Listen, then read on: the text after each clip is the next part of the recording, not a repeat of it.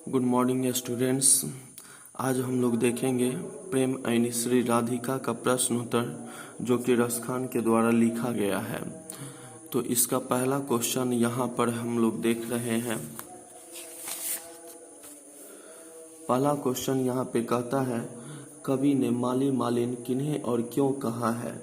तो कोई भी प्रश्न उत्तर लिखने से पहले हम उसका कवि का परिचय अवश्य लिखेंगे। तो यहाँ पे लिखे हैं हम लोग,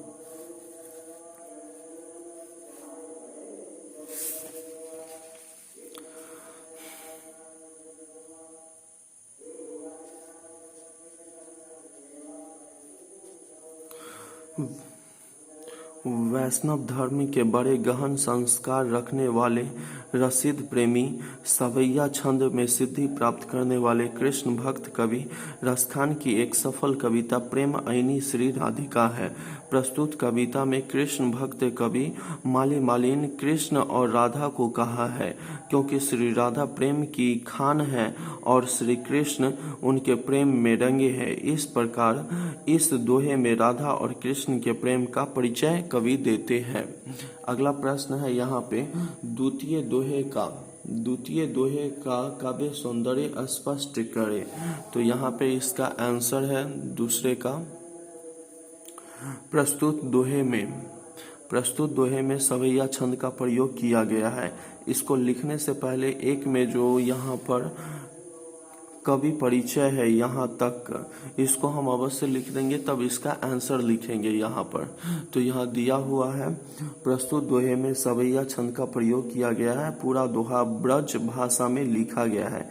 इस दोहे में ब्रज भाषा की सहजता, सरलता एवं भाषा के मिठास का भाव है। इसमें तत्सम एवं तद्भव शब्दों का अच्छा संगम है। दोहा की भाषा में सुंदरता लाने के लिए इसमें अलंकार का भी अच्छा से ध्यान रखा गया है। इसमें रूपक एवं अनुप्रास अलंकार के साथ साथ वैराग्य रस को भी स्थान दिया गया है।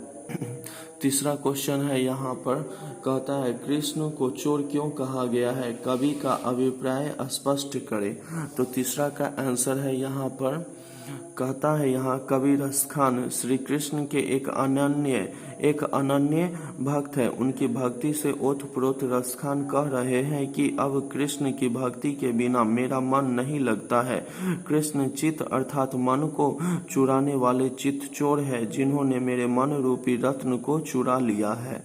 अगला क्वेश्चन यहाँ पर है चौथा नंबर, कहता है सवैये में कवि की कैसी आकांक्षा प्रकट होती है, भावार्थ स्पष्ट करे। तो चौथा का आंसर हम देखते हैं यहाँ पर, इस सवैये में कवि रसखान कृष्ण और वज्र पर अपना सर्वस्व न्यौछावर कर देने की इच्छा प्रदर्शित करते हैं। कवि के लिए कृष्ण से जुड़ी हुई अनेक वस्तु अनमोल है। वे व्रजमंडल की प्रकृति के अनन्य प्रेमी हैं। रसखान कहते हैं कि श्री कृष्ण की कंबल और लाठी मिल जाने पर तीनों लोगों का राज न्यौछावर कर दूंगा। उनकी गायों को चराने के सुख को भूल सकता हूँ। उनकी गायों को चराने के सुख के सामने आठों सिद्धियों तथा नवों निधियों के सुख को भूल सकता हूँ। इंद्र के करोड़ों धाम वज्र के ककिल कुंजों के ऊपर न्यौछावर कर सकता हूँ। अगला क्वेश्चन है 5 के क नंबर, व्याख्या करना है। मन पावन चित्त चोर पलक ओटी नहीं करी सको। इसका हमें व्याख्या करना है। तो यहाँ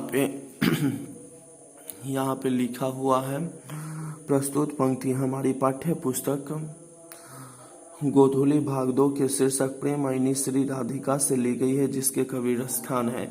कवि कहते हैं कि श्री कृष्ण के प्रेम में गोपियां अपनी सारी सूझबूझ खो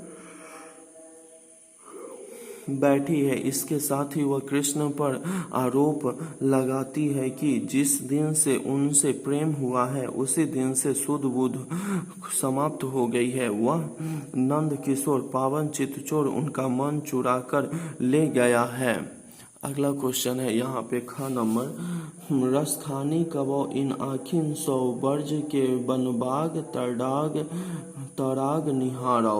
इसका हमें व्याख्या करना है, तो ख नंबर का हम देखेंगे यहाँ पे कवि रसखान। पहले 1 नंबर में जो यहाँ कवि परिचय लिखे हैं इतना लिख देंगे, प्रस्तुत से लेके रसखान है तक। उसके बाद ख नंबर का हम लोग आंसर लिखेंगे। तो यहाँ पे दिया हुआ है क्या चीज, कवि रसखान के लिए कृष्ण के अलावा उनके प्रत्येक चीज जो उनसे जुड़ी हुई है वे अनमोल है। वे व्रजमंडल की प्रकृति के प्रेमी है। व्रज को देखने से कृष्ण भक्त रसखान को कृष्ण से जुड़ने की अनुभूति होती है, अतः उनकी अभिलाषा है कि वे अपनी आंखों से ब्रज के वन, बाग और तालाब को निहारे। यदि आप लोगों को मेरा वीडियो अच्छा लगा हो तो प्लीज़ सब्सक्राइब जरूर कीजिएगा।